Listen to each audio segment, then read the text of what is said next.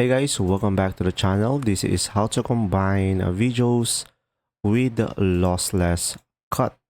So first thing is just simply go ahead and open up the lossless cut application into your desktop. Now from here, I have a videos and I want to merge these two, for example. So currently this is 1 minute and 37 seconds. And this one is also 1 minute and 27 seconds. So I'll just go ahead and select them and just simply paste it over here on the lossless cut. Now you will have two videos over here on the batch file list on the left side. So in order for you to combine them, just simply go for the tools over here at the top.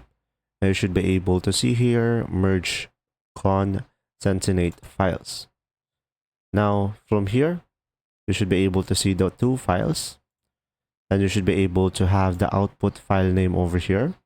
So let's say I'm gonna go for merge videos, and after that you will just simply select merge over here, and after that, once it is merged, select show over here.